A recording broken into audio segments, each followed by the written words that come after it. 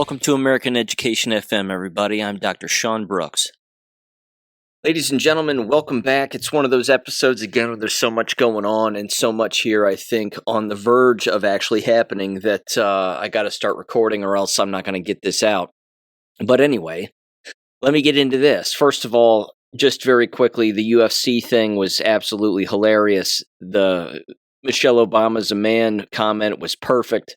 I love that kind of red pilling. It's 100% true. There's no way that Michael LaVaughn Robinson, the real name of Michelle Obama, is going to be suing anybody because, of course, that wouldn't work out. And they're awfully quiet about it, which is absolutely hilarious. So again, anytime that there's any kind of red pilling like that on a public stage, it forces a conversation, which is always a good thing.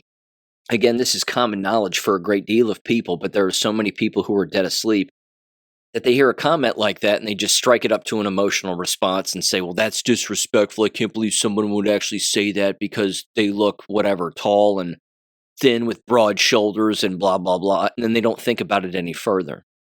It's amazing. But again, if there were numerous individuals in a room and they heard that comment and they were watching that UFC fight and the conclusion of it, then it would start a conversation where at least somebody in the room who would have better knowledge and know about the actual situation would start asking more questions and even, again, further the conversation.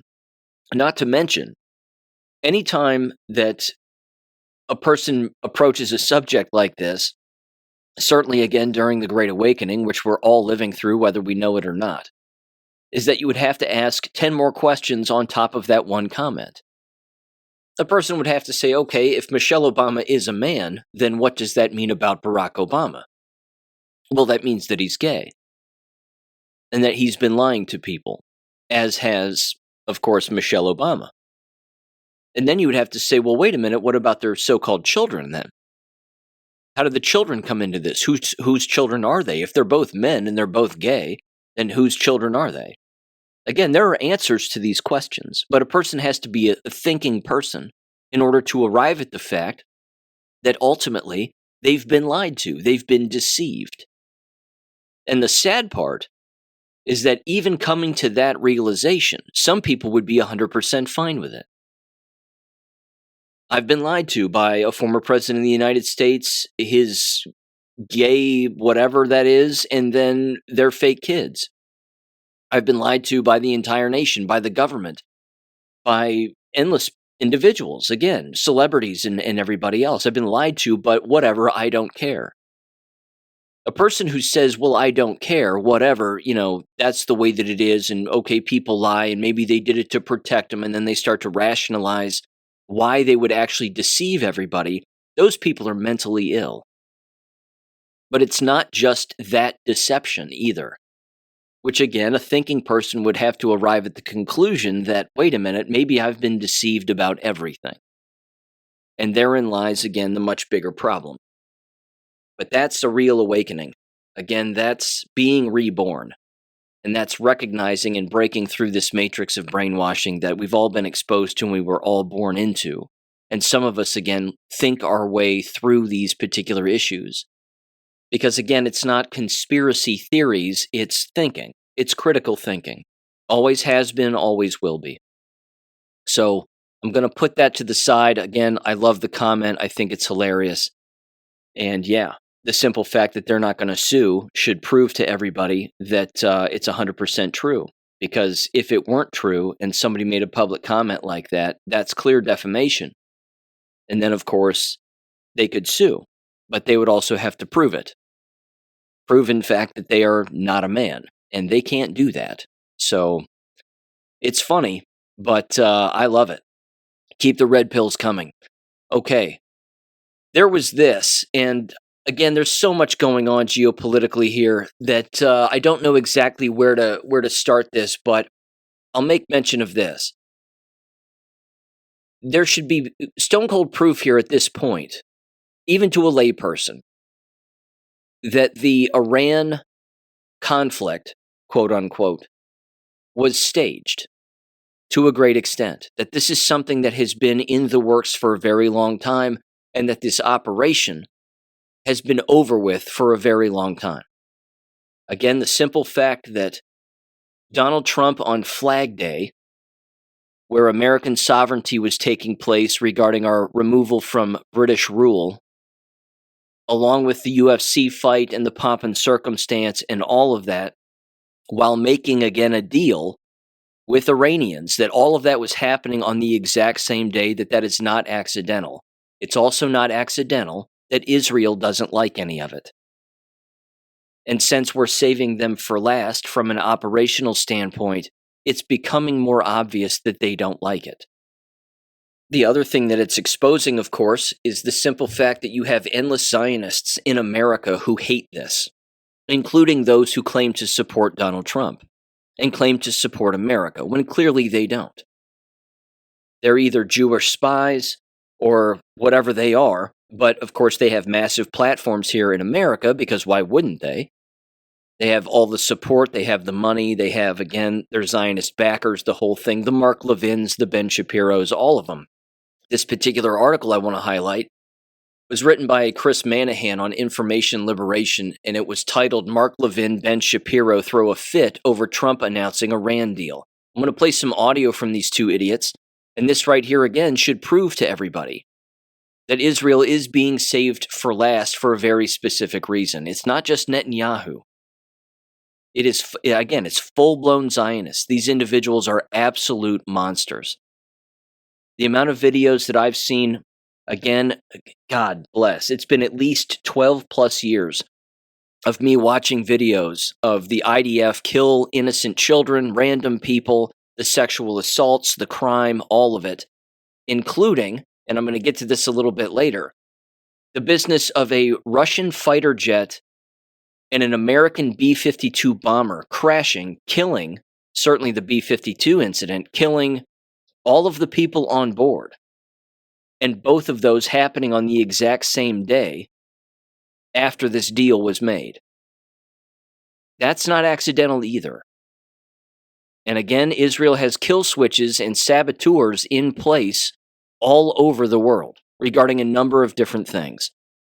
But the timing alone should be suspicious. With that said, here's Mark Levin running his mouth on his show in 3, 2, 1. Congress is going to review it, because that's not discussed either. Yes, Congress will have to look at this. And most importantly, they're going to look at whether this deal can be upheld, I suspect. Now, this should be treated as a treaty under the Constitution for we constitutional conservatives.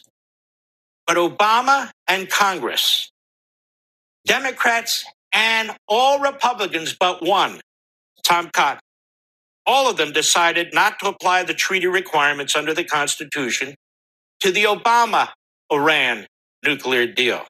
So that's where we are. Now, what does the Constitution actually say if it was followed? Article 2, Section 2, Clause 2. The president shall have power by and with the advice and consent of the Senate to make treaties, provided 2/3 of the senators present concur.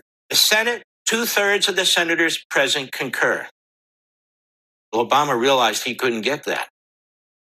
So he conspired not only with his party, but the Republicans to get around it. Because that's a high bar.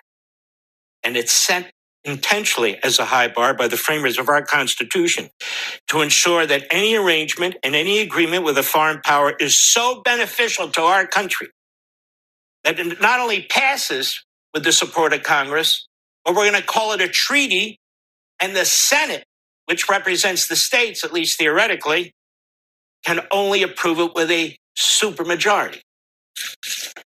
Now, listen to this. The deal now, like the precedent set by Obama and the Republicans and Democrats in Congress, will require Congress to prevent the deal by 2/3 of both houses. In other words, it's flipped. It's flipped. The process is flipped. So it's highly likely that this deal, despite the hostility of the Democrats and objections by some Republicans who don't believe a deal should be going through at all, it's likely it'll sail through because that's the way the system was perverted. But that also means that it will not be binding on any future president or Congress because it's not a treaty. Again, this is why Mark Levin is a moron. The fact is he wants it to be a treaty, not a deal, because a deal implies that there was never a declaration of war. You use a treaty when there was a declaration of war, and then both sides declare a war, and then to end it, of course, and keep it ended, you have a treaty. But a treaty requires confirmation from the House and the Senate. That's not what this is. This is an operation. This is an operation being run by the military without the legislative branch because they don't need them. Again, this was done a long time ago. I'm more convinced today than ever before, and I was convinced ever before. It's just too obvious at this point. Donald Trump's telling everybody exactly what's going to happen when it happens. And then when he was playing the back and forth games constantly, well, we're going to get a deal, well, maybe not. Well, I'll bomb the shit out of him and maybe I won't. And blah, blah, blah, blah, blah. Every time that he does that, the enemy exposes themselves even more. The real enemy, which we know is Zionism. These people come out of the woodwork all of the time. But again, you have to also take into account the fact that the Zionists wanted the entire Middle East. They wanted a massive war. And they wanted the United States to engage in that war. And then, of course, go after Russia. And then claim the entire Middle East, or most of it, as the Greater Israel Project. Well, that's not happening. That's over with now. The people, again, over in the Middle East want nothing to do with Israel. All those countries could wipe Israel off the face of the planet in the blink of an eye, and none of us over here with a brain in our skull would bat an eye about it. We would just smile and then go about our business. But that's because we know what Israel does on a day-in and day-out basis, what their government does on a day-in and day-out basis, and certainly what they've done to us in the past and what they're currently doing to us. Again, dropping a B-52 plane out of the sky randomly, the day after or the same day as a deal gets made, that's not accidental. That's sabotage. Again, I'm going to get into that in just a second because I have more audio to play here. But again, I hate it. I hate still playing Mark Levin, but here's another clip of him. And then I'm going to play a couple of clips from Ben Shapiro. And I'm sorry I have to do that too, but here's Mark one more time. Again, same episode, same show in 3, 2, 1. It has murdered Israelis. Are we committed to protecting Hezbollah so it can continue to attack Israel and continue to brutalize the people in Lebanon? This is the lifeline that Iran is depending on. Well, if we are, then this deal won't stand. It won't stand for long, even during the Trump presidency. Israel will not be able to adhere to what would be a suicide pact. The Israeli people won't put up with it. The prime minister won't put up with it. We should not accept it either. Because remember, Hezbollah has attacked us. And when Israel is forced to defend itself, including preemptively against Hezbollah in Lebanon, and remember, they're not at war with Lebanon. They have a peace deal with Lebanon. They've never been at war with Lebanon. And it is said to be in violation of the deal. We saw this play out earlier, providing the Iranian regime with a strategic opportunity to attack Israel, claiming it's defending its ally, and that Israel violated the deal. What then? Will Israel become a pariah? And will it be admonished? Iran's counting on it, so is Hezbollah. Hezbollah must not be in the deal. It must not, and that must be very clear. But to me, and at this stage, it's not very clear. He's a bloodthirsty psycho. There's no way around it. The other thing that this is exposing too is not only that Israel and Zionism is the problem, and that, again, these bloodthirsty Jews are certainly the problem, is that all of this happened, again, in and around Trump saying that a deal was done when they, again, don't even know that a deal was done probably years ago. But all of this is happening now because, again, it's an operation, but it's also an exposure operation. Like I said earlier, it's pulling all of these people out of the cracks, and everybody's seeing exactly who they really are. They want a perpetual war all of the time, and they're not going to get it. You even had, again, Trump screaming at Netanyahu and Fox News reporting on it. calling him effing crazy, Trump calling Netanyahu effing crazy, or whatever exact words were used, but saying again, he's trying to ruin this deal, he's trying to ruin this deal. Even a layperson can see who the real bad guy is here. It's not Trump, it's not America, and it's not people in the Middle East who want to be left alone. It's Israel. They're the problem. They're the ones perpetuating all of the wars. They're the ones with the tanks. They're the ones shooting people. They're the ones using white phosphorus on farms, human beings, livestock, killing all of it. An actual poisonous gas, by the way. And their excuse on a consistent basis, as a country and as a people, of course, is very famously the line of, they strike out, or they cry out in pain as they strike you. They do that consistently because that's their only play. Their play is to always play the perpetual victim. Well, we have a right to defend ourselves. People are always trying to kill us. This is the way that it always is. And they speak very quickly about it because the details they don't want people to really understand, which is that they are the ones who foment war all of the time. It's Mossad's logo, after all. They do it consistently. They'll always say that they were attacked or that a particular thing happened when in fact it either never happened or they were the ones who caused it in the first place, and then simply pointed a finger and said, oh, they did it first. Again, it's as childish as two children slapping each other, but the one who started it points at the other one, who they were attacking anyway, and says, well, they hit me first. It's that childish. Proving the point, here's Ben Shapiro, and I have to tell you, I don't recall ever playing a Ben Shapiro clip on my show ever. This could be the first one. So again, this isn't my voice sped up numerous times, although anybody with any podcast can do that. You can just talk into a microphone and then turn up the speed of the audio and everybody will sound like Ben Shapiro, which is really disturbing. But either way, here is Ben Shapiro on his own show again, playing the victim per usual in 3, 2, 1. Israel is going to have to respond to terrorism across its border, as we'll see. If the United States is going to suddenly become an advocate for the idea that Israel can't defend itself, then this is a giant L for the United States and for our allies. Israel has the right to defend itself against threats, but the attack it was responding to was very small and meaningless. Nobody was hurt, injured, or killed, and should not disrupt this important process. I really don't think the president would see it that way if, say, Mexico had fired a bunch of drones into American soil and blown them up and no one got killed. I don't think it works that way. I'm pretty sure it doesn't work that way. That you're basically free. We shouldn't spoil this, we shouldn't spoil this very important day just because you fired a rocket at my house and you happen to hit my front lawn and not kill anybody. He said, we are very close to a deal that will bring peace to the region, including to Lebanon. And all sides should stand down. All sides should stand down. One of these sides is acting defensively. One of them is a terrorist group responsible for the death of hundreds, if not thousands, of Americans. He said there should be no more attacks by Israel anywhere in Lebanon, but there should also be no more attacks by any other party, including Hezbollah, against Israel. This could be the beginning of a long and beautiful peace. Let's not blow it. Thank you for your attention to this matter. I'm sorry, these are not kids fighting here. You have a terrorist group that has expressed its desire to wipe Israel from the map, and you have an American ally flying sorties alongside American pilots, sharing technology and military largesse both ways. And the idea is that that state is supposed to what? Just go silent when it is attacked?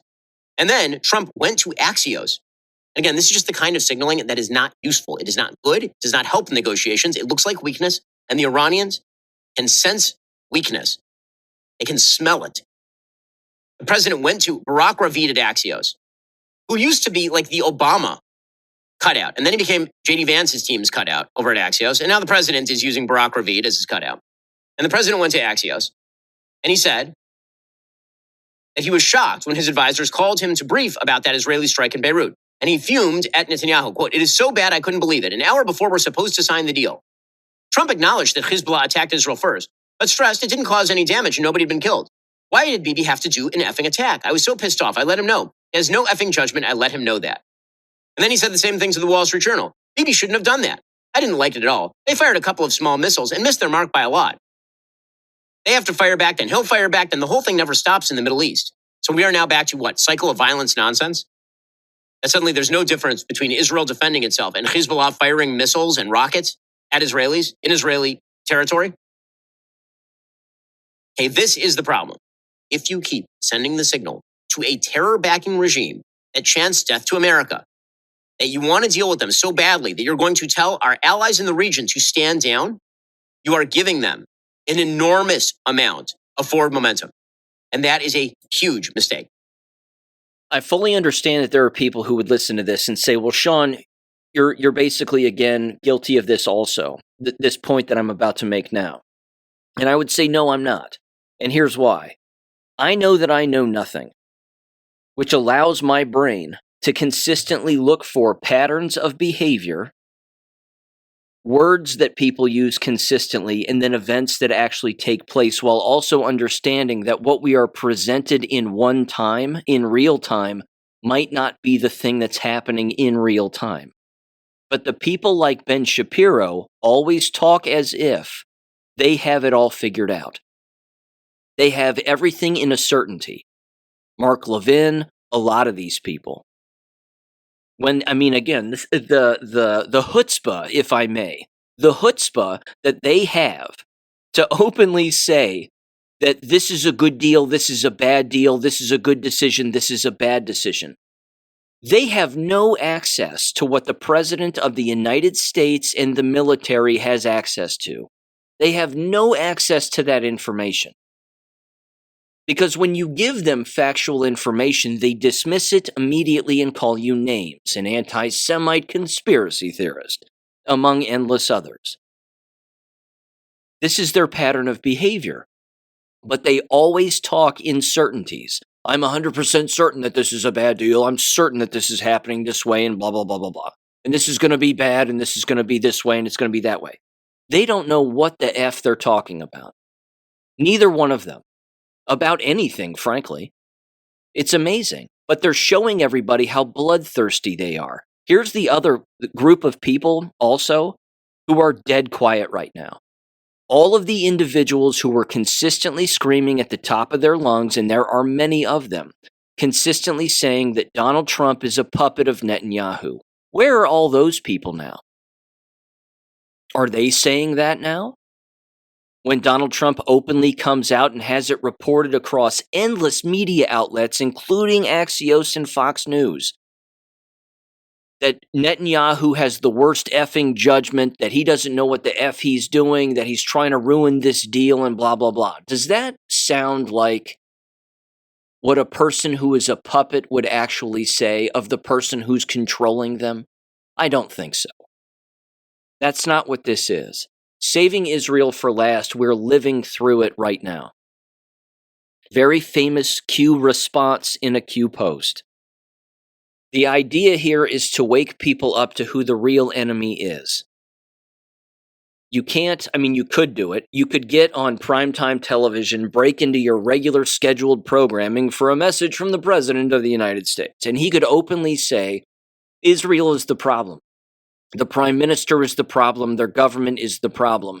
Their intelligence agency is a terrorist organization, and we are declaring war against them now. If he did that, then you're talking Samson option stuff, because then they would start doing what they've done already, in my opinion, which is drop planes out of the sky.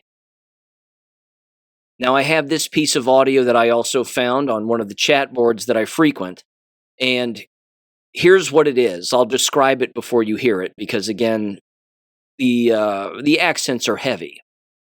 This is an ex-Mossad chief admitting that Israel has planted bombs in most countries on Earth. And here's a couple of direct quotes. Booby-trapped and manipulated equipment, quote-unquote, like Hezbollah's pagers, have been placed in all countries you can imagine. And they're joking about it. And they're laughing about it, like, ha ha ha, yeah, we have this. This is something that we do consistently. There's no reason he'd be lying about something like that. It's awfully serious, but does it shock anybody? Does it shock anybody that you would have Mossad agents and deep state Israeli Zionists in America and all over the world, certainly within our own military, with the goal and specified mission from Mossad to sabotage something within a particular, again, organization, transportation, you name it. And then again, pull the switch on it whenever they want and make something happen. Again, at the UFC fight, allegedly, according to the FBI, allegedly, there was a drone attack that was thwarted. And that was made public. That announcement was made public. That warning was, again, made public, and was made public after the fight, after the fact. Now, again, drones, explosive drones. Who uses explosive drones? Remote-controlled drones with bombs on them. Who does that? Jews do that. That's an Israeli thing. That's a Jewish-Ukrainian thing. They're the ones that do that. Famously so. It's obvious who the problem is. It's obvious, again, at least to me, I think, that what's going on here is we're being attacked right now by Israel. And there aren't many people talking about this. I mean, some people are, but again, I haven't heard it on a show yet. Again, I don't listen to a ton of shows, but it kind of seems like we're being attacked right now by Israel because Israel doesn't like what we're doing with Iran and what we've already done. Again, eventually, if it hasn't happened already, everybody in the world is going to have to look at Israel and isolate them. I've said it before on the show that if everybody can label them as the enemy, then unfortunately, yes, they have individuals in every country, probably, well, maybe not every country, but most countries. And they, again, have them embedded within businesses and, like I said, the military and transportation to pull switches and do very terrible things. But eventually, it's going to have to be the case where they are highlighted as one of the largest sponsors of terror. Because once that happens, then there's going to be a huge response in the United States. Then you're going to talk about, again, a full-blown declass of information that people haven't even seen, let alone thought about. Think 9/11. I mean, if people, again, understood the role that Israel played in 9/11, they'd probably just break down in tears, to be honest. They probably would, and they would become furious. But this proof is out there. But there are endless people, again, who have no idea, not a clue. Again, very famously, a guy was being recorded in an interview, and he, again, openly said, if the American people knew what Israel did on 9/11 and that they were responsible for it, the American people would wipe Israel off of the map in the blink of an eye. Now, here's this audio of this Mossad chief talking about this very casually. Again, booby-trapping and manipulating equipment. And then, of course, pulling switches whenever they see fit. Give him a listen in 3, 2, 1. Did you see any surprises in Gaza? Surprises? Yeah. I mean, intelligence surprises. Pages, walkie-talkies. Do you know how many treated equipment do we have in these countries? You don't. I do. You mean you mean booby-trapped equipment? Not only booby-trapped. And spying. Manipulated equipment. All right? In which countries are you talking about? In all countries that you can imagine. And not Gaza? Not Gaza. Not enough. Gaza at all. Did you see that? If we had it, when we knew something about them coming, something, right? Would have sold them everything. Just everything. I mean, you can't imagine the quantity. When I have invented that method, that was in 2002 to 2004. The pager method. The manipulated equipment method. Okay? We have already used it. Manipulated equipment. In Second Lebanon War, some of the elements were speaking to us. How did you use it?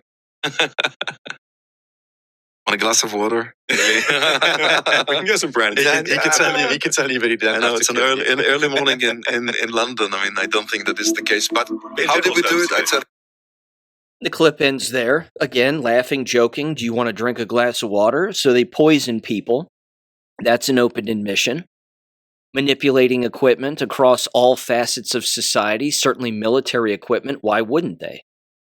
Hacking into military equipment. Remember again, the F-35 that fell in Texas? Just again, fell right out of the sky. What was that, a year ago? A year plus ago?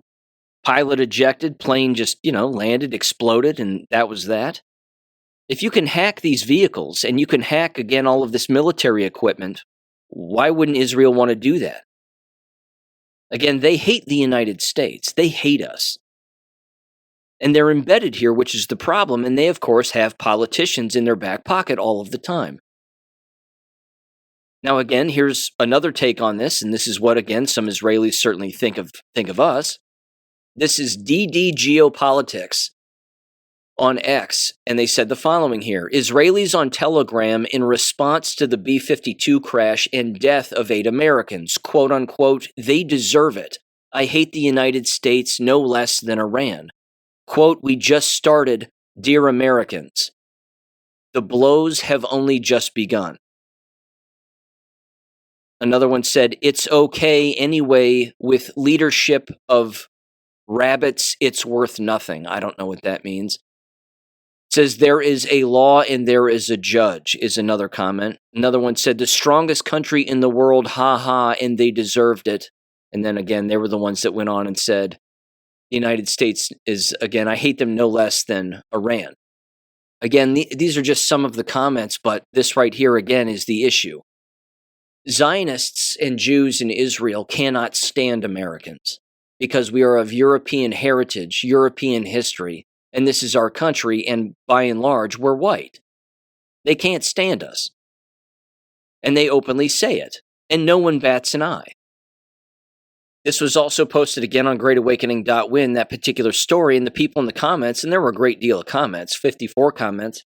People, again, are basically saying this isn't a coincidence. There are no coincidences when it comes to this. It's beyond fishy. It's beyond suspect. Again, they're calling out the ADL. They're calling out Mossad. They're saying there's no way that a Russian jet and an American jet drop at the exact same time because, again, who is the enemy of Russia and who is the enemy of the United States? Zionists. It's that simple.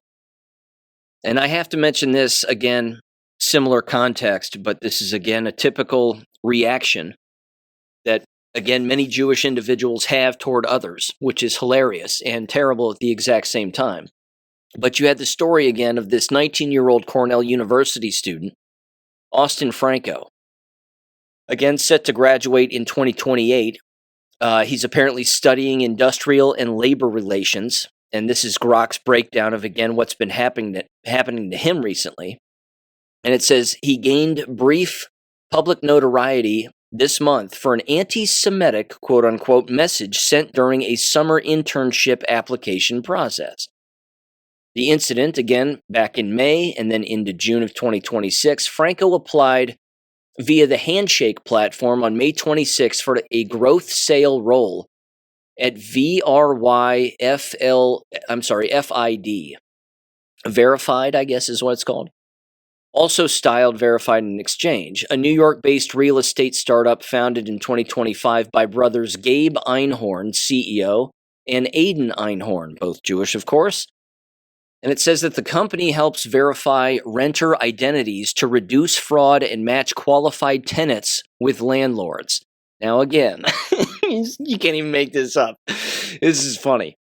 Basically, what these two Jewish guys have done is created a system where they get to weed out who they want and who they don't want to be renters, essentially. They basically just get to weed them out. It's their own form of discrimination, but, they can't discriminate because they're Jewish. That's impossible. Okay. Anyway, it says that Franco here was accepted in the first round. Aiden Einhorn reached out to schedule a Zoom interview, and Franco initially responded with availability. When Aiden followed up, after Franco missed scheduled times, Franco replied, quote, not interested in working for a Jew. Thanks. And then lowercase Jew, again, in the original comment. Who cares? That's fine. He gets to say that. Gabe Einhorn, who is Jewish, shocking, publicly proud of his faith and race, because it's a race, not a faith, and often wears a kippah, posted a screenshot of the exchange on X on June 8th with Franco's name initially redacted, captioning it, quote, sad world. The post went viral, millions of views, comments, and photo editing revealed Franco's identity. Franco later posted on X defending his action, stating that his experiences with Jews have not been pleasant both in person and online, while acknowledging some positive ones and citing doxing, harassment, threats, and family stress after his name surfaced. He told the Cornell Daily Sun it would make an interesting bedtime story for future children, claiming that it gave the startup good PR and reflected philosophically on youth character development and learning from experience. Cornell reported it as a bias incident to its Office of Civil Rights, there you go, and the university condemned anti-Semitism and hatred. It says Handshake also reviewed it under its terms of service. Franco's LinkedIn was reportedly deleted. The Einhorn brothers expressed shock but did not pursue further legal action. Well, you can't, because there is none. Gabe hoped that Franco would learn from it and not generalize about other people. Wait a minute. You mean like how your startup company generalizes about people and has a weeding out process for future renters? You mean like that? It's amazing. It's just incredible. It says the story amplified ongoing discussions about campus anti-Semitism. I mean, look, ladies and gentlemen, I'm going to summarize this, and I'm going to play an audio from this Campagno gal on Fox News who's a complete moron. But you had rabbis taking to Fox News, calling anybody who criticizes them as apes. That we are like Planet of the Apes. That when a white person shows up on the Planet of the Apes, then all the apes go crazy. But when a Jew shows up in a particular area, all the apes go crazy. So he's, again, the Jewish rabbi on Fox News was calling everybody who's not Jewish an ape. That's good. Because the point is, and the truth of the matter is, you're allowed to criticize whites, blacks, Mexicans, Hispanics, Asians, Indians, whomever. But you can't criticize anybody who's Jewish. You can say, sorry, goy, all you want. But you can't say, no thanks, don't want to work for a Jew. A black can say, I don't want to hire white people. And that's fine. And I'm actually fine with that. They get to say that all they want. Everybody knows, again, that Jews are famous for hiring one another. They hire their own kind. Blacks tend to do the same thing. Many whites tend to do the same thing. Hispanics do the same thing. Asians do the same thing. But again, if you criticize somebody who happens to be Jewish, and you say that you don't want to work with them or around them because you haven't had good experiences, that's somehow a crime. Leo Terrell, for God's sakes, who's also an abomination, black lawyer, completely owned by the Jewish lobby, Trump's anti-Semitism czar, quote unquote, again, went after this kid on X and basically said, follow this kid and wherever he gets a job, let me know, and I'll make sure that he never works. That's insane. These are individuals who are supposed to stand for freedom of speech, but again, they're allowed to criticize anybody they want, just not someone who's Jewish or a company that's Jewish. Therein lies the issue for them, as far as they're concerned. Now this, again, I believe her name is Emily Campagno. She went off on the show Outnumbered and said, yeah, we need to ruin this kid's life. She's nuts. Fox News is nuts. They actually spent time on this, trying to destroy this kid. Again, no one intervened. No one was like, wait a minute. If a Jewish company discriminates against white people, no one's going to criticize the Jewish company. Can't you see the double standard? They don't even bring up the double standard because as far as they're concerned, there is none. Here's her dumbass in 3, 2, 1. Einhorn, one of those owners of that company, Emily, that we just watched, he said, I felt bad exposing him because I thought he could have made a mistake, and he really doesn't believe that wholeheartedly. I'm glad we know this individual's name. I'm glad he was exposed. Indeed, and the brothers are so generous and graceful, certainly more than I am, because I do want his life to be ruined. I agree with you. It is a permissive structure. And parents, what are your children putting out there? What are the people that have been in your household putting out there online and to their friends? What has been fomented? Because clearly there is a disconnect. Somehow this person learned that there is an audacity that you can have with this anti-Semitism. That's what I found so shocking. Guy and I toured Poland together last May, and I whenever I see things like this, it harkens me back to our trip, where apparently there's been no evolution since World War II. That deep-seated cultural hatred that's been allowed, that's been fostered, has somehow reignited here among the youth. And it is sickening. Cornell needs to take greater steps. So do parents, so do online forums. And somehow this 65-pound vessel of hatred needs to know that not only is this not okay, but it's not acceptable socially. Because clearly online and among those kid groups, I keep saying kid, among the youth, they have learned that it's okay, that it's right to have this anti-Semitism. It felt sickening for me to just quote him, by the way. To just say those words, quoting him, felt sick. I'm really interested to see if Mr. Franco gets a job. Does anyone hire this guy? I really want to follow up on this. One quick thing, because Emily, you invoked our trip to Poland. And in Europe, in pre-World War II, that era, it didn't go from everything's fine to the death camps in Auschwitz overnight. There was this slide that happened. And this is an echo here that we have to keep an eye on. The lack of knowledge of real history, combined with stupidity, combined with an echo chamber on national television, feeling like you can say whatever you want, that they want to ruin a white kid's life because he told a Jewish company that he doesn't want to work for them again and say, I don't want to work for someone who's Jewish. So what? And then the virtue signaling. I've been to Poland. It reminds me of the time when I was in Poland at Auschwitz, and I saw the wooden door and thought, good God, that seems impossible to have a gas chamber with a wooden door. I mean, honestly, these people highlight their stupidity on a day in and day out basis, and they never ask the question why. Why is it that people learn about real history and get upset? Why is it that people wake up from the brainwashing in the matrix that's been built around us? They do the reading, they do the investigative work themselves, and they think on their own. And then they make comments that are factually accurate. And then again, unknowledgeable people get upset. But they never ask why individuals, again, and it's not all of them clearly, but why is it that individuals who are Jewish are criticized with such regularity? They don't ask the question why. They don't even think it's all those countries that they've been thrown out of since the beginning of time. They don't even think about that. They don't even know that that exists. It's amazing. Everybody's wrong except somebody who's Jewish. And of course, Fox News, because that's who runs Fox News, they perpetuate that.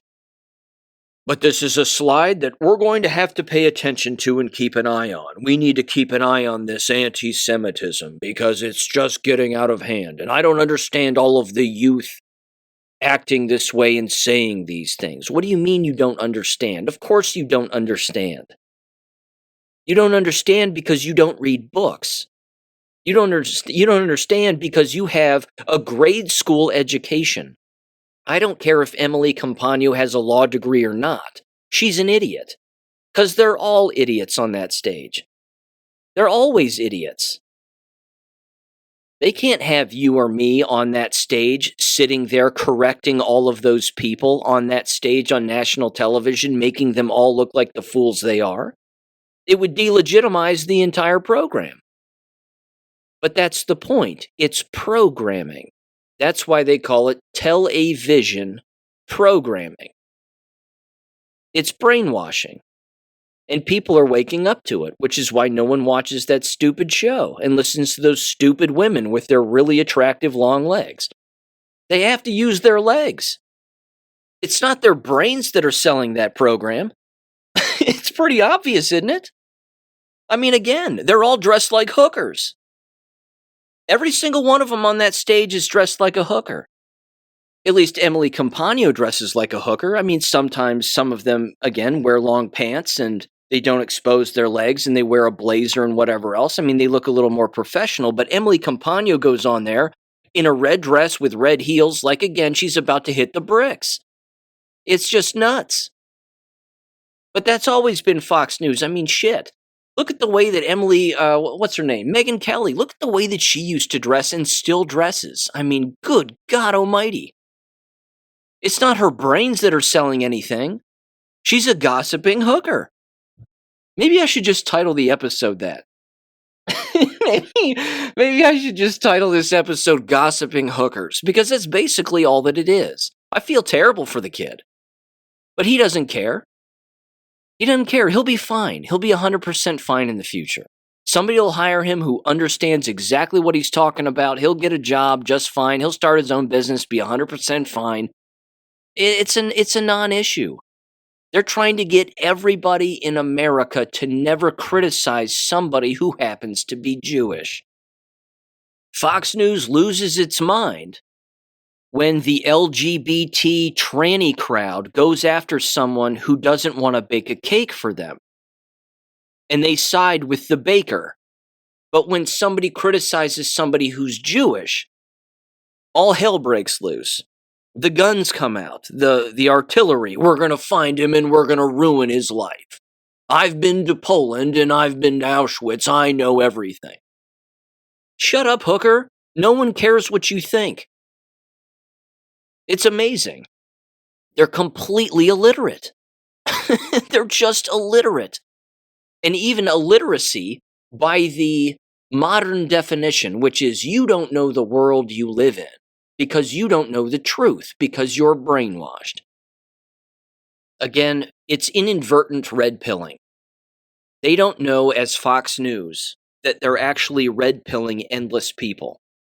They're literally putting themselves out of work and out of a job by going after white young adults. They wouldn't do it if he was a 16-year-old.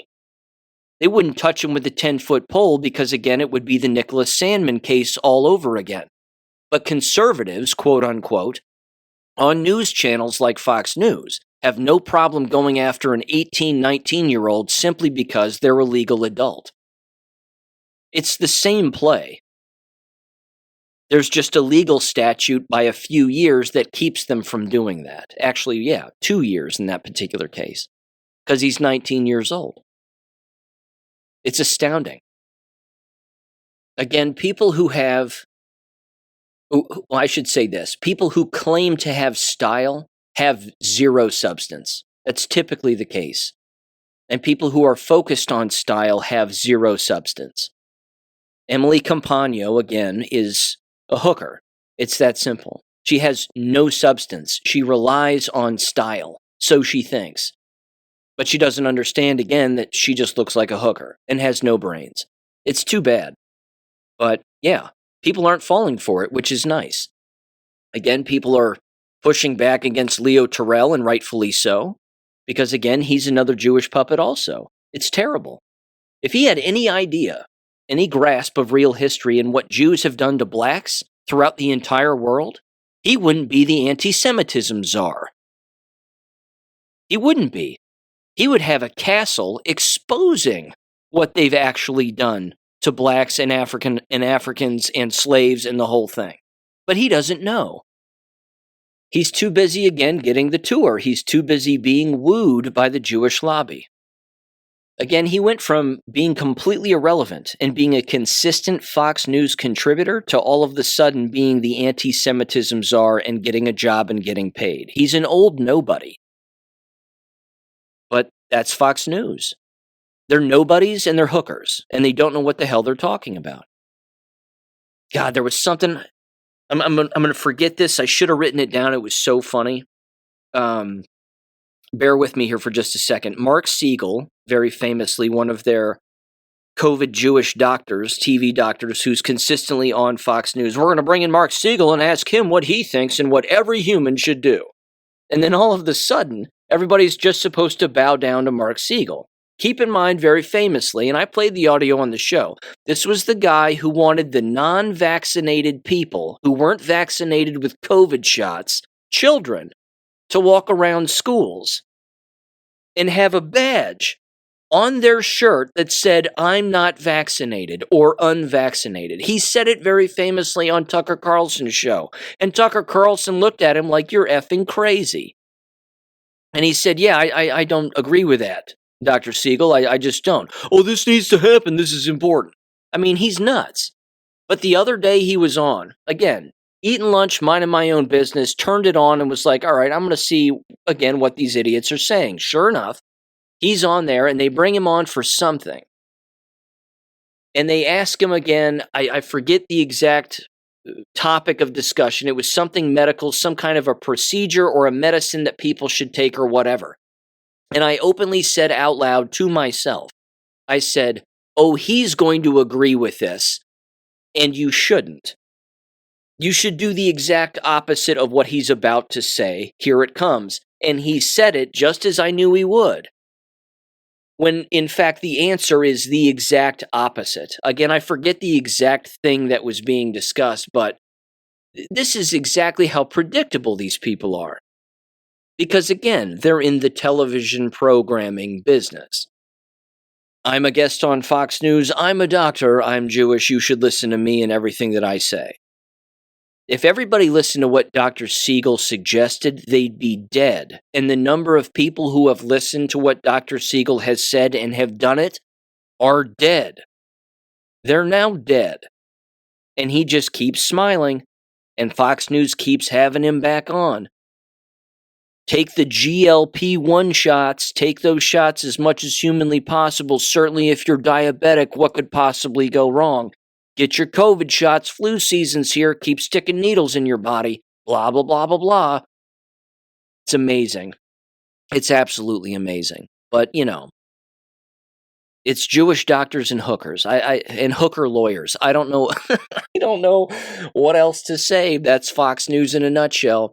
I mean, hell, they have Lawrence on in the mornings on Fox and Friends, and the poor guy can't even read. He can't read a teleprompter. If you don't believe me, wake up in the morning between 6 and 9. Watch Fox and Friends in the morning when Lawrence is on. And just watch him again try to talk. It's sad. He honestly can't read a teleprompter.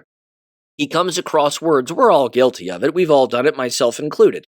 You come across a word that you've never read before, and you stop and you pause and you mess up the word. You butcher it. Poor Lawrence.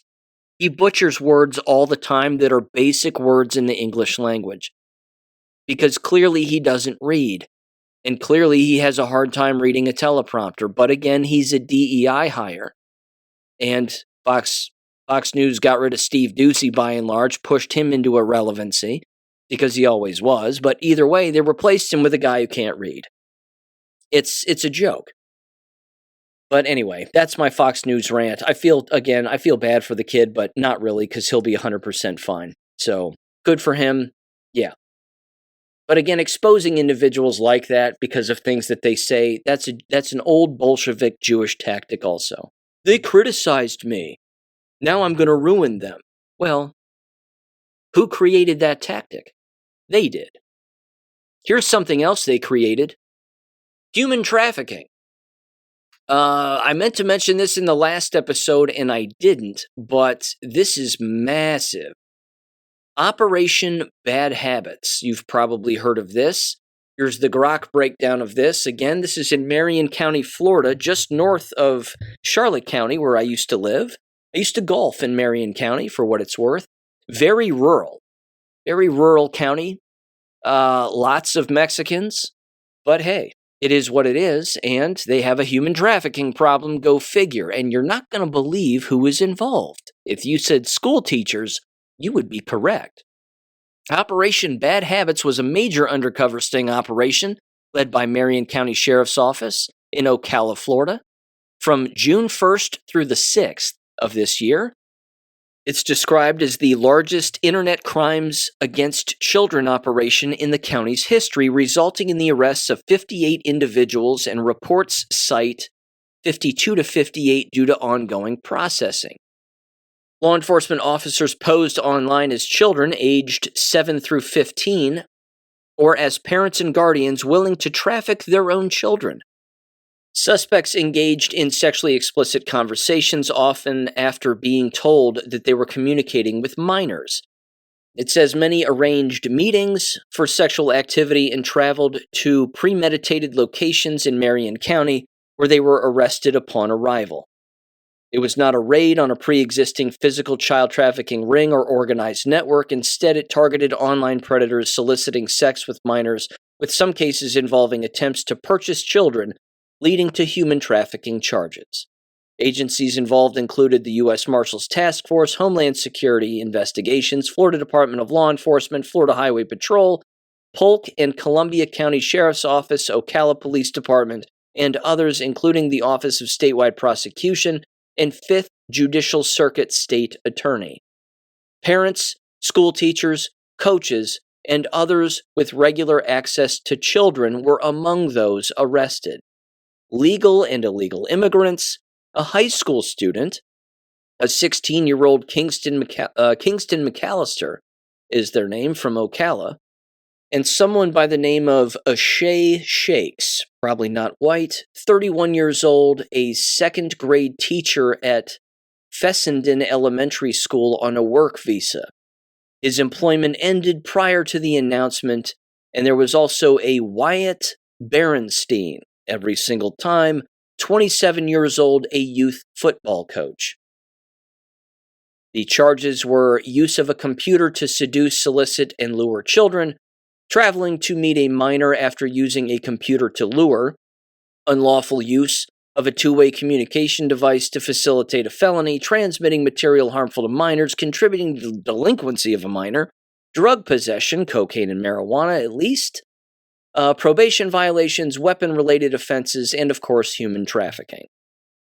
That's impossible. There would never be school teachers who would engage in such horrendous behavior. All school teachers protect children, Sean. How dare you? Give me a break.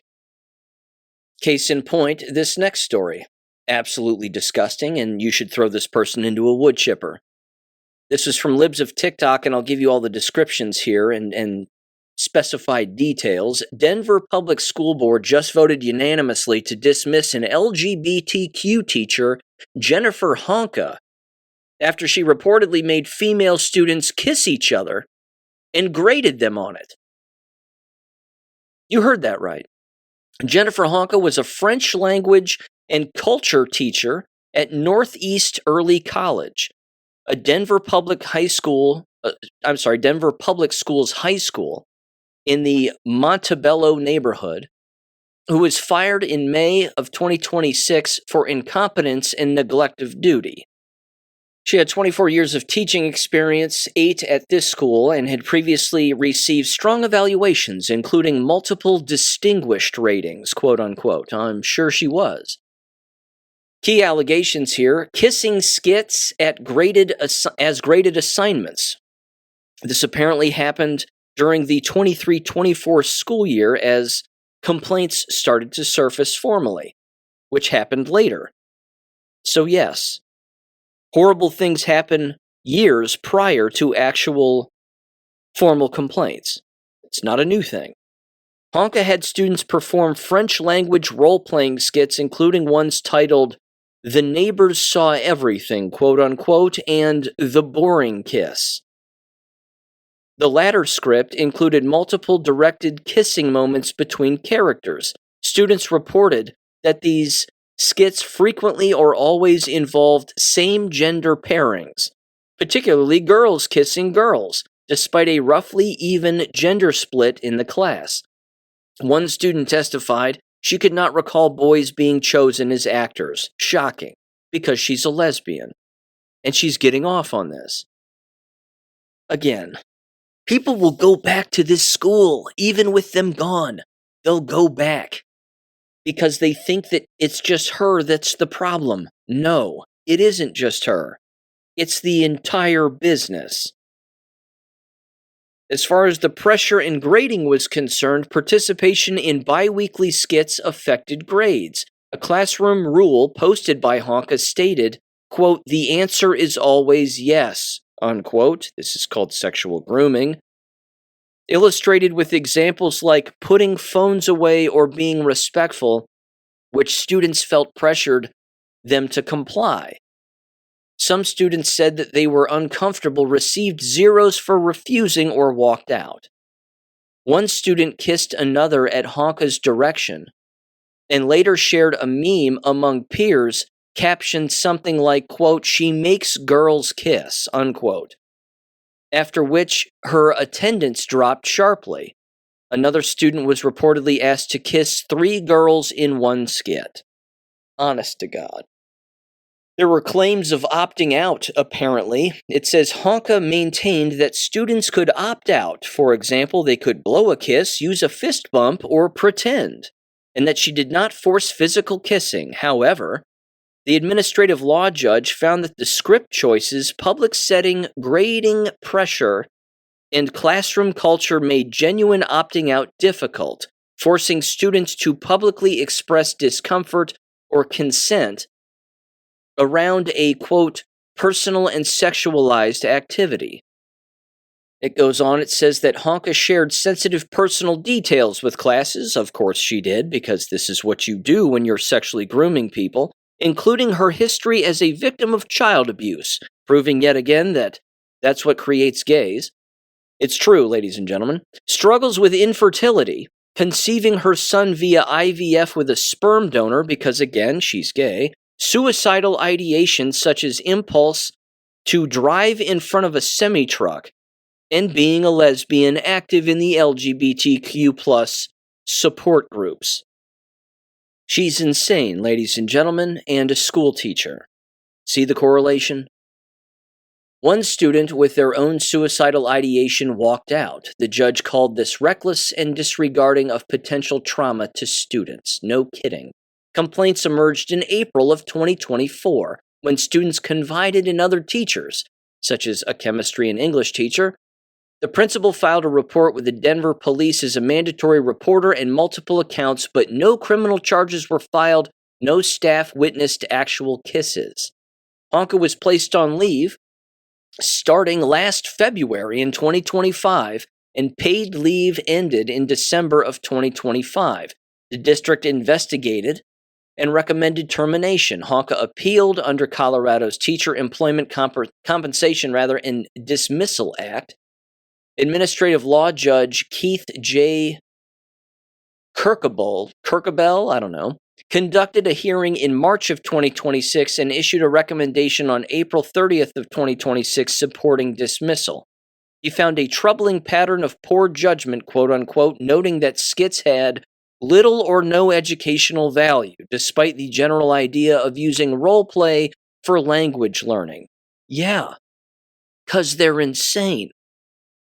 On May 20th of 2026, the Denver Public School Board of Education voted unanimously 7-0 in executive session to fire her with no public debate. Honka claimed discrimination based on her sexual orientation and union activity, and she filed multiple grievances as a union representative. The judge rejected this, noting that the school environment was generally supportive of LGBTQ+ staff and students, and that student complaints did not show overt bias. Honka attributed some backlash to students' strong Christian backgrounds, quote unquote, which the judge noted, had its own discriminatory tone. Again, these people can't help themselves. They really can't. It's those pesky Christians again, getting in the way of all my sexual grooming and gay activity. Yeah, because you're disgusting. Honka is now a former teacher. The case drew significant public attention and criticism, with some viewing it as inappropriate boundary crossing. It's sexual grooming.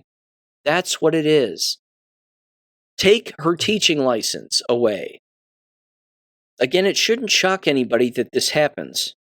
It just shouldn't, because this is, to use the word systemic, this is systemic throughout the entire business, because it's also, again, through and through in the judicial system and, of course, the education departments. Education departments themselves, again, back these people all of the time. And when you have a school at the micro level allowing for this kind of behavior, as even the judge in that particular, again, investigation openly stated, that, well, this is a school that is kind to the gays. Well, if that's true, and that kind of behavior is consistently supported within the building, you invite these kinds of people. This is what it is. It's a neon sign, for God's sakes. I mean, this is exactly what it is for these kinds of individuals.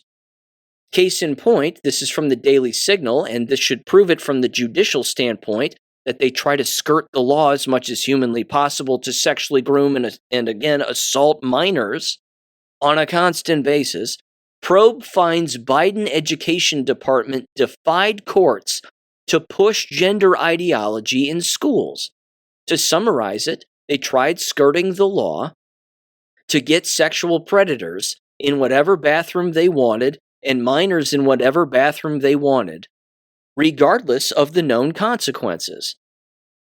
Senior officials in President Joe Biden's Department of Education defied a federal court order in launching investigations of gender identity and sexual orientation discrimination in schools, according to a federal watchdog finding. The Office of Special Counsel released a report this week that confirmed the disclosure of Education Department whistleblower Timothy Mattson, who said that the department's Office of Civil Rights unlawfully processed complaints about gender identity discrimination after a federal judge halted an executive order from going into effect that was the basis for the investigations. According to Mattson's disclosures, the Office of Civil Rights investigated a school that restricted athletic competition to biological sex. It says in another case, the department opened a probe of a school that declined to change a student's name and pronouns in academic records and restricted bathroom use to biological sex. Some of those officials remained in positions of authority at the department under the Trump administration, according to a whistleblower advocacy group. Quote, the substantiated allegations that senior leadership directed or facilitated the circumvention of a binding federal injunction over multiple years and across multiple offices raises serious concerns that demand accountability. So said Charles N. Baldus, Chief Counsel for the Office of Special Counsel.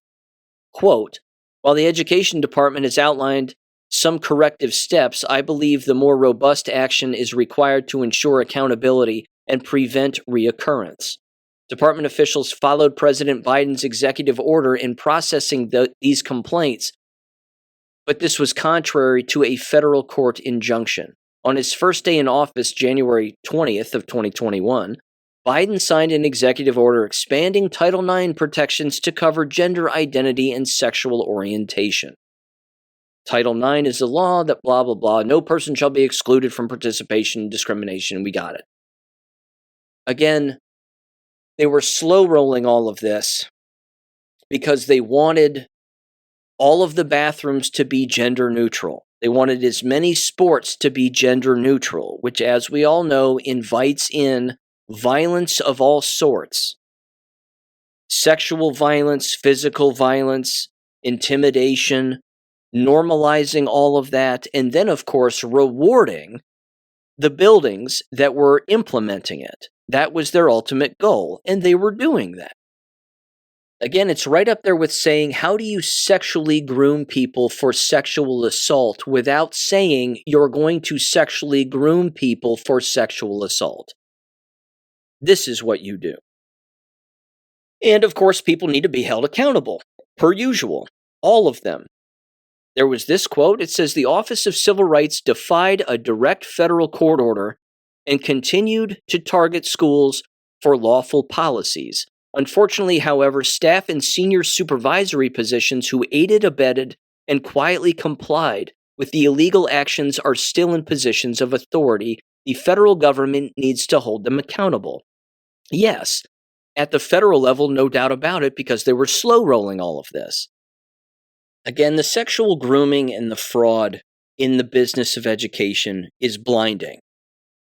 Another example here, rather recent, of course, all of the Minnesota fraud that's come to mind. This specifically, though, has to do with ghost students and what they refer to as ghost students. These, of course, are where these institutions claim that they have students who are there who are in fact not there, just so that they can receive, again, federal funds, and then they steal it. Arrest these people. Here's a little breakdown again on Grok regarding a lot of this. Ghost students, for example, the typical scheme itself rolls out like this.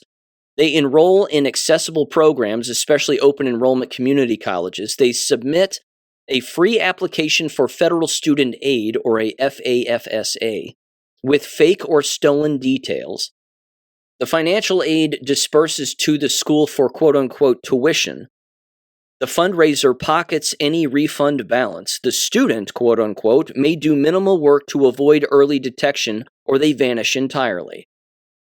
This, of course, highlights other crimes like identity theft, unauthorized loans, crowded classes and legitimate students, and taxpayer losses, of course, are also involved. Minnesota specifically, 33 colleges and universities' largest public system flagged over 7,700, or approximately 7,715 fraudulent or potentially fraudulent applications in the 24-25 academic year alone. About 95% targeted two-year community colleges. For whom exactly? Would it be Somalis? U.S. Department of Education findings identified 1,834 ghost students in Minnesota who received approximately $12.5 million in taxpayer-funded grants and loans. Many were not properly ID verified, did not live in the U.S., or did not exist. Fraudsters often shared a portion with the school and kept the rest. Well, of course they would. The Department of Education reported approximately $90 million distributed to ineligible recipients. Minnesota was highlighted as a notable hotspot. Somalis, maybe? They have to be involved. Why wouldn't they be? It's their bread and butter. This is what they do. Again, make arrests. Arrest these people. And again, the colleges and universities that have done this should be shut down. And the people within who allowed it and participated in it, they should be arrested. All of them. But again, I've said it before, and it's exhausting, but this is the prosecutorial overload that exists. There's too many crimes and too many criminals and not enough prosecutors and not enough judges. They are backlogged like nobody's business. They have to be. There aren't enough people that exist to go after all of these individuals. But again, deterrence is a great method to shake people out of it, hopefully. But again, throwing people in jail is ultimately the solution, I think, among other things. If they're illegal, then deport them. But yeah, it's disgusting and it continues. I'll end with this. This was sent to me by Dr. Luther Smith. This is an interesting Facebook post here, and hopefully it's true. But we know, again, that weather modification is a very real thing. And again, if people are reminiscing about last year's hurricane season and how there were none, given the new name of the Gulf of America, again, more to that than what meets the eye, as I brought up on the show, that it would also indicate that the skies over the Gulf of America have been taken over by the good guys in an effort, again, to decrease and eliminate weather modification, certainly for nefarious reasons, like destroying entire voting swaths of the state of Florida, among other Gulf states, and of course creating multiple havoc across the United States. But it says the following here, quote, "The Rothschilds just lost control of the weather." This was put together allegedly by a Flory M. Aguilar. They said the following: "For 47 years they owned the sky, not poetically, literally, through a network of 22 atmospheric modification stations that could steer hurricanes, trigger droughts, manufacture floods, and create earthquakes on demand, on schedule, and to coordinate on Earth. The program was called Climate Throne. Funded through a labyrinth of NGOs, carbon credit exchanges, and green energy foundations, all tracing back to the same family office in Geneva that has controlled European banking since 1815. Last Wednesday, the final station went offline, not decommissioned, seized, by a joint military operation involving 6 nations that have never publicly acknowledged working together. The weather is no longer a weapon. For the first time since 1979, the sky belongs to no one. Every natural disaster, quote-unquote, of the last 47 years had a signature. A frequency fingerprint embedded in the ionospheric disturbance that preceded it. HAARP researchers detected it for decades. They were ridiculed, defunded, and deplatformed.